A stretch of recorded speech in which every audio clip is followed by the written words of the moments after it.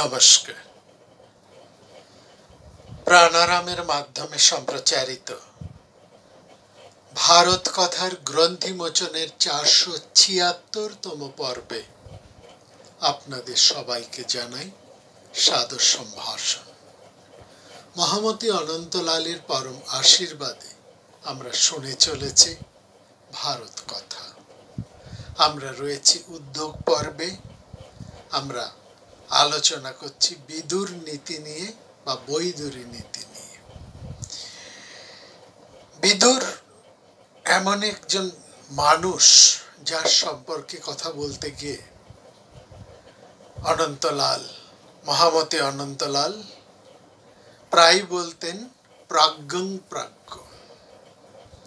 প্রাজ্ঞং প্রাজ্ঞ, তিনি প্রাজ্ঞদের প্রাজ্ঞস্বরূপ মানুষ।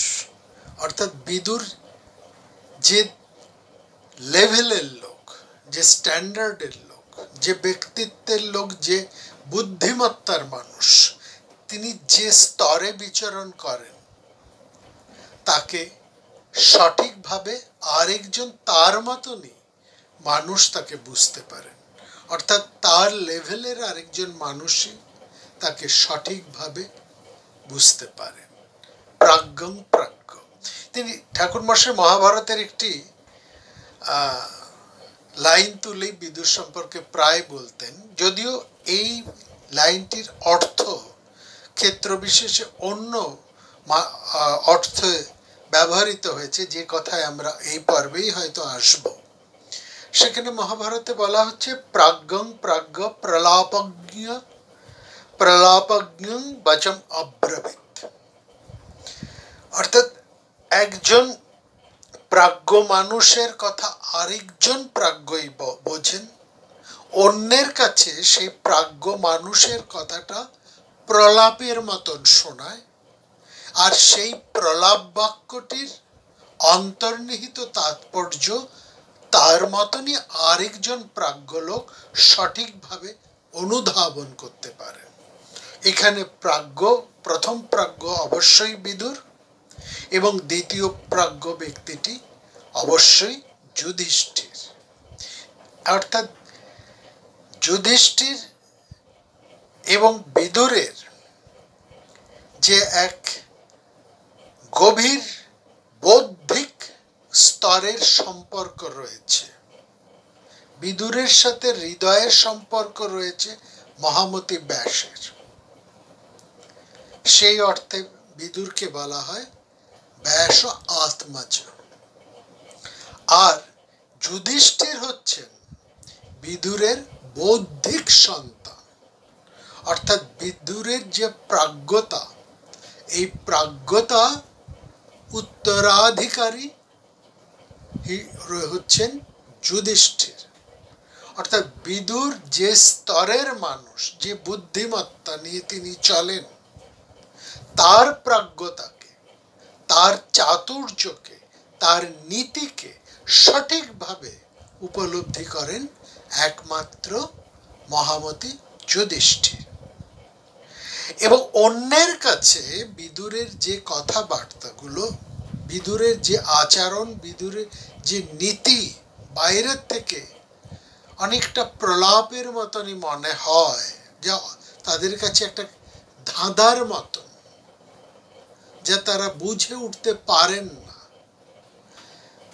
এই প্রলাপ বাক্যটির মধ্যে যে অন্তর্নিহিত যে গভীর তাৎপর্য রয়েছে, সেটি একমাত্র নিশ্চিতভাবে, সঠিকভাবে বুঝতেন আরেক প্রাজ্ঞ পুরুষ যুধিষ্ঠির।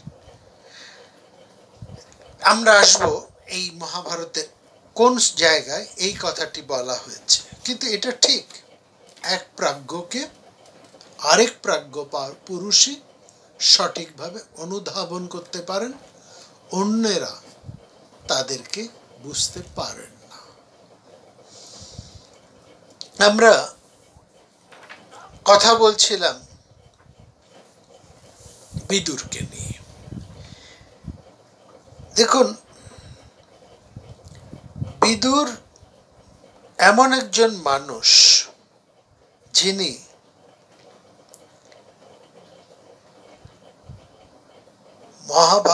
সেই সময়ের মহাভারতের সেই হস্তিনাপুরের রাজনীতির মধ্যে অবস্থান করে কিন্তু নিজস্ব একটা পরিমণ্ডল তৈরি করে নিতে সক্ষম হয়েছিলেন।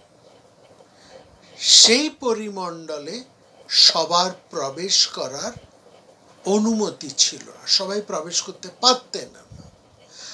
আর সে নিজের পরিমণ্ডলে থেকেই এবং মহাভারতীয় রাজনীতির মধ্যে বিশেষভাবে উপস্থিত থেকেও তিনি কিন্তু অনেক সফল, যদিও তার গুরুত্ব, মান্যতা এবং তার প্রাজ্ঞতাকে ব্যবহার করেনি কৌরবেরা,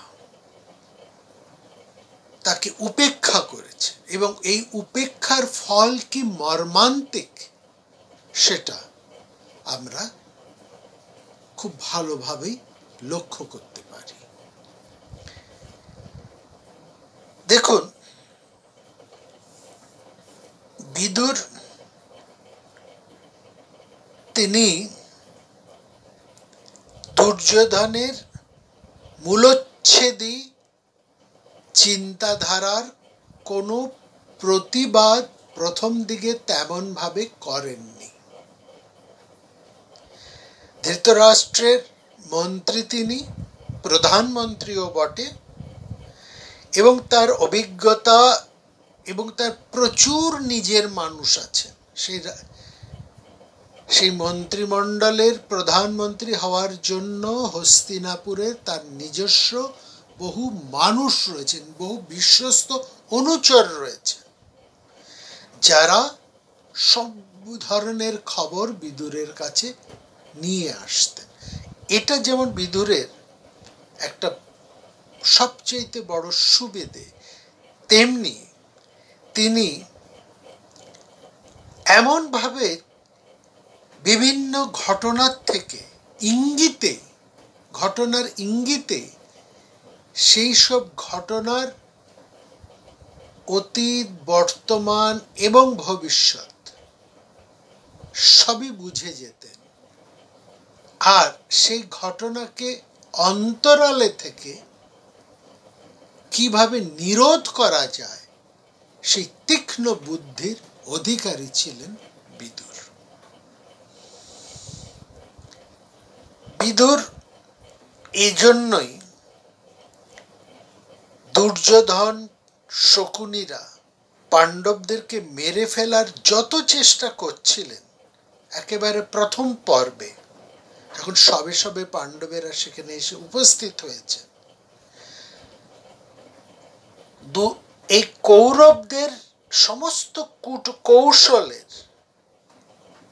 খবর যেমন বিদুরের কাছে আসছিল নানা সূত্র থেকে, তেমনি বিদুর নিরপেক্ষ থেকে, অন্তরালে থেকে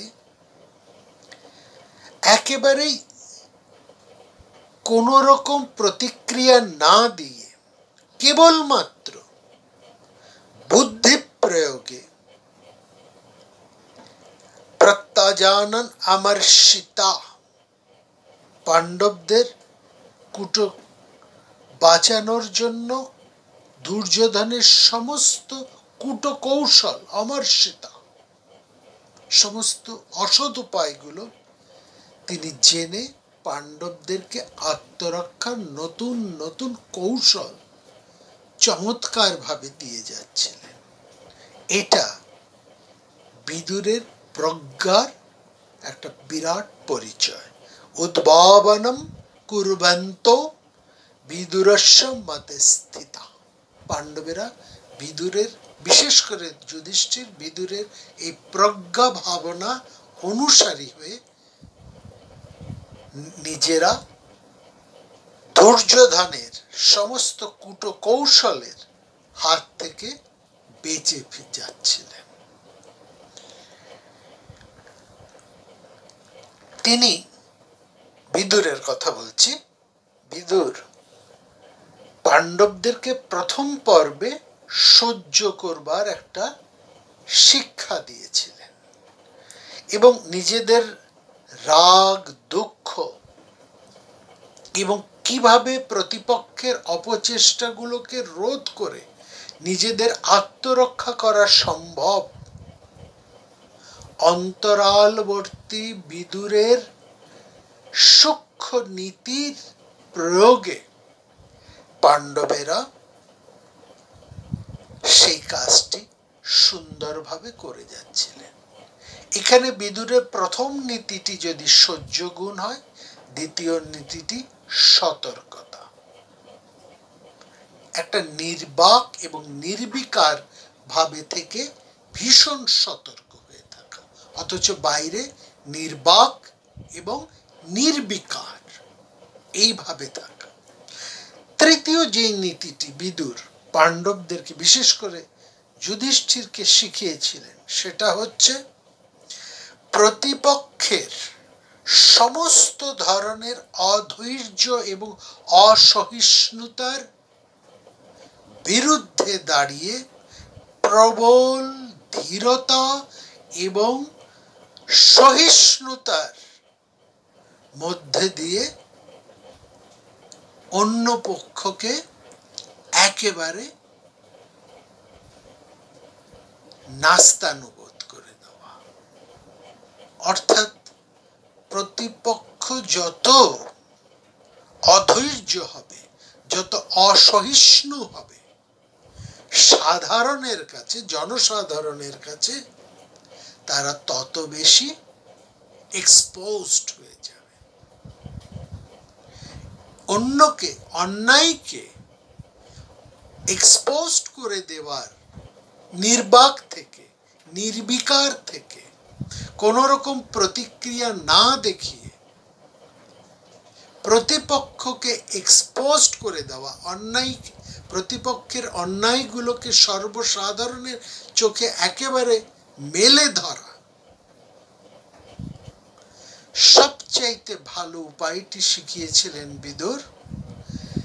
এক রাগ, দুঃখ সমস্ত কিছুকে চেপে সহ্য করে নির্বিকার এবং নির্বিকার ভাবে থেকে প্রবল ধৈর্য, সহিষ্ণুতা অবলম্বন করে সতর্কভাবে কালক্ষেপ করা, সময় কাটিয়ে যাওয়া। আমরা দেখলাম এই মন্ত্রে দুর্যোধন এবং তার সাকৃতদের, ওই দুষ্ট চতুষ্টয়ের সমস্ত কূটকৌশল, সমস্ত অপচেষ্টা একে একে হস্তিনাপুর বাসীদের কাছে জলের মতন পরিষ্কার হয়ে গেল। ফলে কি হলো? সমগ্র ক্ষত্রিয় হস্তিনাপুরের সমস্ত মানুষের, সাধারণের সমর্থন, সহমর্মিতা সবটাই জুটল পাণ্ডবদের পক্ষে, যার ফলে ধৃতরাষ্ট্র বাধ্য হলেন যুধিষ্ঠিরকে যুবরাজ্যে প্রতিষ্ঠা করতে। এখানে বিদুর নীতির বিশাল জয়। আরেকটি ঘটনা আমরা এখানে লক্ষ্য করছি, সেটা কি? রাজনৈতিক সূক্ষ্ম তত্ত্বে বিদুরের যত দক্ষতা, উল্টো দিকে আমরা এটাও লক্ষ্য করি, ধৃতরাষ্ট্রের শুভ অনুধ্যানেও তার দৃষ্টি সজাগ। তিনি পাণ্ডব পক্ষ হয়ে গিয়ে কখনোই কিন্তু ধৃতরাষ্ট্রের বিরুদ্ধাচরণ করেননি, ধৃতরাষ্ট্রের ক্ষতি হোক এমন কোনো কাজ তিনি করেননি, বরং ধৃতরাষ্ট্রের শুভ যাতে হয়, মঙ্গল যাতে হয়, সেই চেষ্টা তিনি বারবার করে গেছেন। যেমন ভাবে তিনি পাণ্ডব পরিবারকে সুরক্ষা দেবার একান্ত ভাবে ব্রতী, একান্ত কর্মে ব্রতী, একান্ত ভাবনায় ব্রতী, তার সামগ্রিক চেষ্টাটা যেমন এদিকেও হয়েছে, অন্যদিকেও তিনি ধৃতরাষ্ট্রের সর্বপ্রকার কল্যাণের দিকেও তার দৃষ্টি সজাগ। এইখানে দেখছি যেমন দুষ্ট চতুষ্টয়, যেমন এই যে দুষ্ট চতুষ্টয়, এরা মহাভারতের প্রধান চার কুরুবৃদ্ধের বিপক্ষে যেন দাঁড়িয়ে আছে। মহাভারতের সেই সময় বিদুর যখন মহামন্ত্রী অমাত্য, পাণ্ডবেরা যখন অসহায়, সেই সময় আমরা দেখছি দুর্যোধন, কর্ণ, শকুনি এবং দুঃশাসন, এই চার দুষ্ট চতুষ্টয় মহারাজ ধৃতরাষ্ট্রের প্রশ্রয়ে প্রত্যক্ষ মদতে প্রশ্রয়ে তারা অসীম ক্ষমতাধর হয়ে উঠলেন। কাদের বিরুদ্ধে তারা মুখ খুললেন? এদিকেও চারজন। তারা হচ্ছেন ভীষ্ম, দ্রোণ, কৃপ এবং বিদুর। এই চার কুরুবৃদ্ধের বিরুদ্ধে দাঁড়ালে দুর্যোধন, কর্ণ, শকুনি এবং দুঃশাসন। এই চার দুষ্ট চক্র সক্রিয় হয়ে উঠলেন এই চার কুরুবৃদ্ধকে সব সময় অপদস্থ করার জন্য।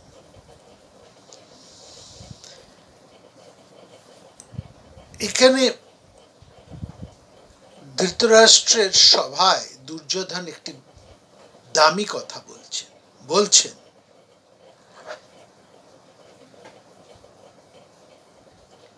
আমি খুব সহজে সমস্ত অমাত্যদের টাকা পয়সা দিয়ে, নানান ধরনের উন্নতির সুযোগ দিয়ে নিজের পক্ষে নিয়ে এসেছি।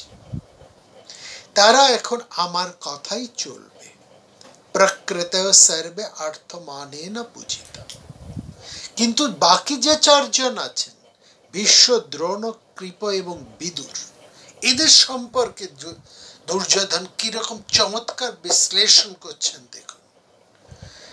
তিনি বলছেন, ভীষ্ম পিতামহ চিরকালই নিরপেক্ষ মানুষ। তিনি সরাসরি কোনোভাবে কোনো কিছুতে যুক্ত হবেন না। দ্বিতীয় হচ্ছেন দ্রোণ। দ্রোণ তার পুত্রের উপর সবিশেষ নির্ভর করেন, বা তারও একটি পুত্র স্নেহ আছে। অশ্বত্থামা যেদিকে থাকবেন, দ্রোণও সেই পক্ষে থাকবেন। আমরা অশ্বত্থামাকে সম্মানে, দানে, সম্মানে আমাদের বশীভূত করে ফেলেছি। অতএব দ্রোণকে নিয়ে আমাদের কোনো চিন্তা নেই। তিনি খানিক চেঁচামেচি করবেন বটে, কিন্তু তিনি আমাদের হয়েই কাজ করবেন। কৃপের সময় বলছেন, যে পক্ষে দ্রোণ থাকবেন, কৃপ সেই পক্ষেই থাকবেন। তিনি দ্রোণকে ছেড়ে অন্য পক্ষে কখনোই যাবেন না। বাকি রইলেন বিদুর, তাকে কোনোভাবে হস্তগত করা সম্ভব নয়। তাকে নিয়েই আমাদের চিন্তা। কিন্তু দুর্যোধন এখানে আমরা দেখছি তিনি একটু উদাসীন ভাবে, প্রায় তাচ্ছিল্য ভাবেই বিদুরের সম্পর্কে বললেন। এই বিদুর, এই খত্তা, তিনি কৌরব পরিবারের অর্থ ভোগ করেন, কিন্তু প্রচ্ছন্ন ভাবে তিনি আমাদের শত্রুদেরকে সাহায্য করেন। খত্তার্থ বদ্ধস্তম অস্মাকং প্রচ্ছন্নং সংযত পরাই। বিদুরের সম্বন্ধে দুর্যোধন বলছেন, ওই একজন মানুষ একলা কি করতে পারে? তিনি একা পাণ্ডবদের যতই সাহায্য করুন না কেন, আমাদের তিনি কিছুই করতে পারবেন না, কারণ তিনি একলা। না চৈক সমর্থ আস্মান পাণ্ডবার্থৈ বিবাদিত। দুর্যোধন এখানে যে বিশ্লেষণ করছেন, তাতে আমরা এটা পরিষ্কার বুঝতে পারছি যে বিদুর হচ্ছেন একমাত্র প্রতিবাদী ব্যক্তিত্ব সেই বিশাল হস্তিনাপুরের রাজসভায়। যেখানে আরো বহু মন্ত্রী আছেন, অমাত্যরা আছেন, রাজপুরুষেরা আছেন, কুরুবৃদ্ধেরা আছেন, সেখানে একমাত্র বিদুর হচ্ছেন এক বিরাট বিশাল প্রতিবাদী চরিত্র। ধর্ম, ন্যায়, নীতি অনুসারেই তিনি কথা বলেন। যেখানে দুর্যোধন বলছেন বিদুর আমাদের অর্থ ভোগ করেন। কার অর্থ বিদুর ভোগ করে? দুর্যোধনের এই কথা বলার ধৃষ্টতা কোথা থেকে আসে? দুর্যোধন কি করে ভাবেন যে হস্তিনাপুরের সমস্ত সঞ্চিত অর্থ তার অর্থ, তাদের অর্থ? রাজ্যের প্রকৃত অর্থ সম্পদ যা কিছু দুভাবে আসে, এক আসে প্রজাদের কর মাধ্যমে, আর দুই অন্য রাজ্যকে জয় করে। দুর্যোধন তো রাজা নন, এবং তার পিতা ধৃতরাষ্ট্র ন্যায়সঙ্গত রাজা নন। এটা হচ্ছে প্রথম কথা। দ্বিতীয় কথা, রাজকর সেটা তো সাধারণ প্রজারা দিচ্ছেন, সেটাও তার মধ্যে দুর্যোধন বা ধৃতরাষ্ট্রের কোনো দাবি নেই। তৃতীয় কথা, এই যে অর্থের বেশিরভাগটাই এনে দিয়েছেন কিন্তু যুধিষ্ঠির এবং তার ভাইয়েরা। তারা বিভিন্ন রাজ্য জয় করে হস্তিনাপুরের কোষকে তারা সমৃদ্ধ করেছেন, হস্তিনাপুরের বিভিন্ন রকম সমৃদ্ধি তারা ঘটিয়েছে। সেই অর্থকে ব্যয় করেছেন অন্যায়ভাবে দুর্যোধন। তিনি সেই অর্থ দিয়ে সমস্ত অমাত্য এবং রাজপুরুষদেরকে তিনি ক্রয় করেছেন। করে তিনি সগর্বে এ কথা বলছেন যে ধনকোষ এবং অমাত্যরা এখন আমার হাতে। অর্থবর্গ সহমাত্য মত হস্তদ মহীপতে। অতএব আপনি নিশ্চিন্ত থাকুন, পাণ্ডবদের নিয়ে যে কোনো সিদ্ধান্ত আপনি নিতে পারেন। অর্থাৎ যুধিষ্ঠির যুবরাজ হবার পর ভীম এবং অর্জুন যে বিপুল সম্পদ যুক্ত করেছেন কুরুরাষ্ট্রের সাথে, ধনৈঘ প্রাপ্যমাস কুরুরাষ্ট্রং ধনঞ্জয়, সেই অর্থ সম্পত্তিকে অন্যায়ভাবে অধিকার করে বসেছেন ধৃতরাষ্ট্র এবং দুর্যোধন। এরা কেউ কুরু রাজ্যের রাজা নন, প্রকৃত অর্থে রাজা নন।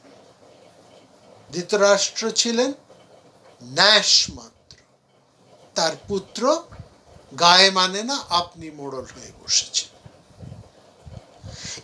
এইভাবে তারা অন্যের সম্পদকে হস্তগত করে তাদের ভাবটা এমন দাঁড়িয়ে গেছেন যে তারা অন্যায়ভাবে তো ভোগ করছেন, অন্যায়ভাবে তো সমস্ত সম্পত্তিকে অধিকার করেছেন, গ্রাস করেছেন, করে আবার বলছেন বিদুর কৌরবদের অর্থ ভোগ করেন। এই কথাটা বলাটা যেন এদের একটা চরিত্রের অভ্যাসের মধ্যেই দাঁড়িয়ে গেছে। তারা গুরু দ্রোণাচার্যের সম্পর্কেও তারা এই একই কথা বলেছেন। বলছেন আপনি আমাদের অর্থ সম্পদ ভোগ করছেন, আবার আমাদেরই বিরোধিতা করছেন। দ্রোণাচার্য একদিনের জবাব দিয়েছিলেন, বলছেন দেখো, আমরা তোমার খাইও না আর তোমার পড়িও না, আমরা ভীষ্মের দেওয়া বৃত্তি ভোগ করি। অর্থাৎ তিনি খুব পরিষ্কার করে বসলেন যে তুমি এবং তোমার পিতা এই ক্ষমতায় আসার অনেক আগে থেকে আমরা এখানে এসেছি এবং আমাদেরকে এনেছেন, আমাদেরকে নিয়োগ করেছেন, যা কিছু বৃত্তি আমরা ভোগ করি সবই দিয়েছেন স্বয়ং ভীষ্ম। বিদুর সেই একই রকম ভাবে ভীষ্মের দ্বারাই তিনি কিন্তু নির্বাচিত। সুতরাং রাজবাড়ির যা কিছু অর্থ সঞ্চয় থেকে এরা বৃত্তি লাভ করতেন, সেটা যা দিয়েছেন সে দেবার অধিকার ছিল ভীষ্মের। দুর্যোধন কিংবা ধৃতরাষ্ট্র কিংবা দুর্যোধনের সেই অধিকারই নেই যে অধিকার ভীষ্মের আছে। কারণ ভীষ্ম হচ্ছেন আদতে এই কুরুবারের সম্পূর্ণ অভিভাবক। তিনি পাণ্ডু এবং নিয়ম অনুসারে পাণ্ডু রাজা হয়েছিলেন। পাণ্ডু বনে যাবার সময় তিনি এই সিংহাসন তথা রাজ্য তার জ্যেষ্ঠ ভ্রাতার কাছে ন্যাস হিসাবে রেখে গিয়েছিলেন, সেটাই তারা গ্রাস করে বসে আছে। অর্থাৎ দুর্যোধন যা বলছেন তা অন্যায়, অনৈতিক এবং কোনোভাবে কোনো যুক্তিতেই তা খাসে না। দুর্যোধন বিরাট ভুল করে চলেছে। তার সমস্ত ভুলের মধ্যে সবচাইতে বড় ভুল হলো যে তিনি বিদুরকে বা বিদুরের ক্ষমতাকে সঠিকভাবে পরিমাপ করতে পারেননি। তিনি ভেবেছেন যে বিদুর একা, অন্য তিনজন তো আমাদের পক্ষে না হলেও আমাদের বিপক্ষে কিছু করবেন না, আর একলা বিদুর কি করবেন? কিন্তু দুর্যোধন এটা বিচার করেননি যে দুর্যোধনের জন্মের আগে থেকে বিদুর কিন্তু রাজনীতিতে হাত পাকিয়ে ফেলেছেন এবং বহুদিন থেকেই তিনি এই হস্তিনাপুরের মন্ত্রণা সভার একজন গুরুত্বপূর্ণ সদস্য। বর্তমানে তিনি একজন গুরুত্বপূর্ণ অমাত্য মহামন্ত্রী। তিনি তার সাথে আলোচনা করেন স্বয়ং পিতামহ ভীষ্ম, তার সাথে আলোচনা করেন স্বয়ং অপর পিতামহ ব্যাসদেব। সুতরাং বিদুরের যে প্রজ্ঞা, তার যে বুদ্ধি, সেটাকে দুর্যোধন সঠিকভাবে পরিমাপ করতে পারেননি। তিনি আন্ডার এস্টিমেট করেছেন বিদুরকে এবং তার ফলে দুর্যোধন বিদুরকে দুর্বল ভাবছেন, তাকে কথা শোনাচ্ছেন এবং তাকে কথা শোনাচ্ছেন যে তিনি কৌরব বাড়ির একটা পোষ্য মাত্র। যে বিদ্বান মানুষ কোনো কারণে, কোনো রাজনৈতিক কারণে বা কোনো প্রলোভনে রাজশক্তির কাছে আনুগত্য স্বীকার করেন না, বিদ্রোহী ভাব যার মধ্যে প্রতিষ্ঠিত, যিনি রাজশক্তির অন্যায়ের সঙ্গে আপোষ করেন না, অনুগুণ অনুগ্রহের দিয়েই তাকে কেনা যায় না, তাকে একা এবং দুর্বল ভাবাটা চরম মূর্খের পরিচয়।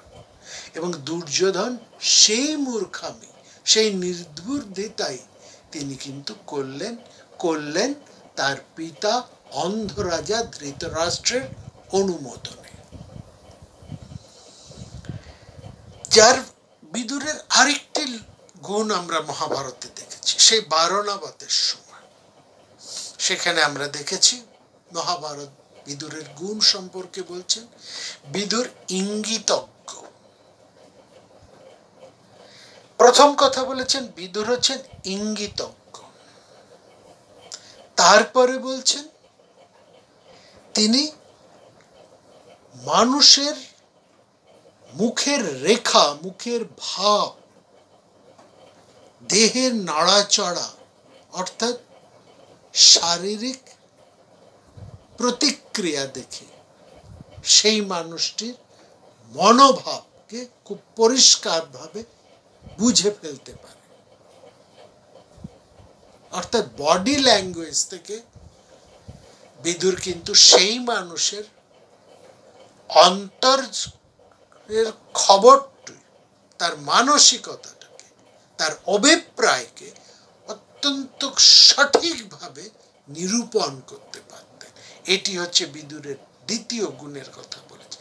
তৃতীয় আরেকটি গুণের কথা বলেছেন, সেটা হচ্ছে বিদুর আরেকটি বিরাট ক্ষমতা, সেটা হচ্ছে তিনি নিজের ভাবকে গোপন রেখে নিজের প্রতিক্রিয়াকে গোপন রেখে অন্যের বিরুদ্ধে সঠিকভাবে সিদ্ধান্ত নিতে পারেন এবং সেখানে তিনি নিজেকে এতটাই গুটিয়ে রাখতে পারেন, নিজের প্রতিক্রিয়াকে এতটাই গোপন করে রাখতে পারেন, এতটাই তিনি নির্বিকার থাকতে পারেন। সেই জন্য বিদুরকে ইঙ্গিতজ্ঞ এবং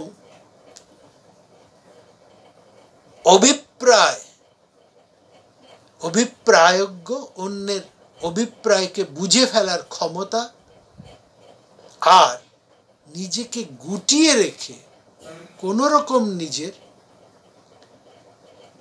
কোনো প্রতিক্রিয়াকে প্রকাশ না করে সঠিকভাবে তার নিজের কাজটি তিনি সম্পূর্ণ করে ফেলতেন। এই তিনটি করতে পারতেন বিদুর। এটি কিন্তু একজন মন্ত্রীর, মহাভারতে বারবার বলা হচ্ছেন, একজন যে মন্ত্রী হবেন তার যেমন বহু গুণ থাকবেন, তারা যেমন সত্যগুণী হতে হবেন, ইঙ্গিতজ্ঞ হতে হবেন, অনিষ্ঠুর হতে হবে। কুলিরান সত্য সম্পন্নং ইঙ্গিতজ্ঞান অনিষ্ঠুরান। ইঙ্গিত শব্দটার মধ্যে হচ্ছে তিনি ইঙ্গিতজ্ঞ হবেন, অন্যের বডি ল্যাঙ্গুয়েজ দেখে, অন্যের চলাফেরা দেখে, অন্যের শারীরিক বিকার লক্ষ্য করে, কথাবার্তার ধরন দেখে, গতি চলাফেরার গতি প্রকৃতি লক্ষ্য করে, অন্যের মুখের রেখার সূক্ষ্ম পরিবর্তনকে গভীরভাবে পর্যবেক্ষণ করে তার মানসিকতাকে, তার অভিপ্রায়কে বুঝে ফেলার ক্ষমতা, এও কিন্তু ইঙ্গিতের মধ্যে রয়েছে। আর তৃতীয়টি হচ্ছে নিজের কোনো প্রকার বিকারকে প্রকাশ না করে নিজেকে সম্পূর্ণ গুটিয়ে রেখে স্বার্থ সিদ্ধি করা। ফলত বিদুর দুর্যোধন, দুঃশাসনের চোখ, মুখ, চলাফেরা লক্ষ্য করে, গভীরভাবে লক্ষ্য করেই তাদের অভিপ্রায়কে বিদুর কিন্তু বারবার ধরে ফেলতেন। হ্যাঁ, তার অনেক চর ছিল, অনেক বিশ্বস্ত লোক ছিল, তারা খবর এনে দিতেন।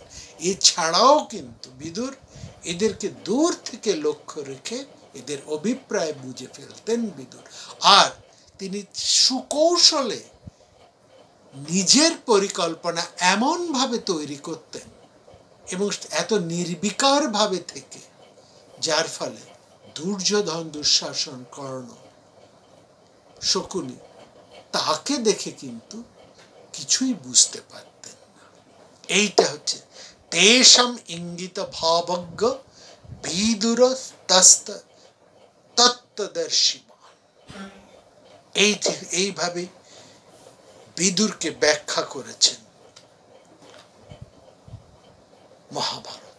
এই ব্যাখ্যা করার সময় সেই বারণাবতে যখন পাণ্ডবেরা যাচ্ছেন, তখন বিদুর যুধিষ্ঠিরকে কাছে ডেকে এনে একটি অন্য ভাষায়, একটি সম্পূর্ণ অন্য ভাষায়, এমন ইঙ্গিতে এমন কথাগুলো বলেছিলেন যা যুধিষ্ঠির বুঝে সম্পূর্ণভাবে দুর্যোধনদের পরিকল্পনাটা আগাম বুঝে ফেলতে পারলেন। এখানে মহাভারত বলেছেন ম্লেচ্ছ ভাষা। ম্লেচ্ছ ভাষায় যুধিষ্ঠিরকে বিদুর দুর্যোধনদের পরিকল্পনা জানিয়ে দিয়েছিলেন। এখানে ম্লেচ্ছ ভাষা বলতে কিন্তু অন্য কোনো ভাষার কথা বলা হচ্ছে না। ম্লেচ্ছ ভাষা বলতে এখানে হচ্ছে সাধারণ কথ্য ভাষা। সাধু ভাষা যেমন থাকে তেমনি সাধারণ কথ্য ভাষা থাকে। এই যে আমরা বাংলা ভাষা বলি, এই বাংলা ভাষা ডিস্ট্রিক্ট জেলা অনুসারে ভাষাগুলো কিন্তু বদলে বদলে যায়। পূর্ববঙ্গের বিভিন্ন জেলার ভাষাগুলো আলাদা আলাদা, তেমনি আমাদের এই পশ্চিমবঙ্গের বিভিন্ন অঞ্চলের ভাষা কিন্তু আলাদা। সেই ভাষা শুনে সে কোন অঞ্চলের মানুষ তা বোঝা যায়। এরকমই একটি ম্লেচ্ছ ভাষায় বিদুর দুর্যোধনের সমস্ত পরিকল্পনা ফাঁস করে দিয়েছিলেন যুধিষ্ঠিরের কাছে, যে ভাষাটা বিদুর আর যুধিষ্ঠির জানতেন, অন্য কেউ জানতেন না। সেখানে তিনি বলেছিলেন, লোহার তৈরি না হলেও শরীর নাশী আরো কত অস্ত্র আছে, সেটা বুঝলে শত্রুরা কিছু করতে পারে না। তারপর বলেছিলেন, বন দগ্ধ করতে করতে আগুন লাগে বিশাল বনে, কিন্তু গর্তে থাকা ইঁদুরের সেখানে কোনো ভয় নেই। আর তারপরে বলেছেন, যার চোখ নেই সে পথ বুঝতে পারে না, আর ধৈর্য ছাড়া ভবিষ্যতে সম্পদ লাভ হয় না কখনো। গর্তের মধ্যে থাকলেও যদি আগুনের তাপ গায়ে লাগতে থাকে, তাহলে সজারুর মতো গর্তের ওপারে গিয়ে বেঁচে থাকা যায়। ঘুরতে ঘুরতে পথ চেনা যায়, দিক নির্ণয় করা যায় নক্ষত্র জেনে। পথ চলার কষ্ট নিজে সহ্য করে যদি আর বাকিদেরকেও সহ্য করানো যায়, তাহলে তাকে ভবিষ্যতে বেশি কষ্ট পেতে হয় না। এই যে গুরুত্বপূর্ণ কথাগুলো বলেছেন বিদুর, এগুলো বিদুর নীতির অন্যতম কথা। এখানে যেমন বারণাবাদ থেকে বাঁচাবার উপায়গুলো যেমন এখানে বলা আছে, এবং তেমনি প্রতিদিনের জীবনের চলার ক্ষেত্রেও কিন্তু এই কথাগুলো সমানভাবে গুরুত্বপূর্ণ। আমরা আগামী পর্বে আসব এই কথাগুলোকে বিশ্লেষণ করে, যেখানে দেখব কুরুক্ষেত্রের যুদ্ধের সময়ও কিন্তু, কিংবা এই বনবাসের 13 বছরও কিন্তু পাণ্ডবেরা বিদুরের এই নীতিগুলোকে অবলম্বন করে নিরুপদ্রবে বেঁচে রয়েছে, অক্ষত রয়েছে, এবং কুরুক্ষেত্রের যুদ্ধে জয়ীও হয়েছে। এই কথাগুলোর কি গভীর ইঙ্গিত তা আমরা শুনব আগামী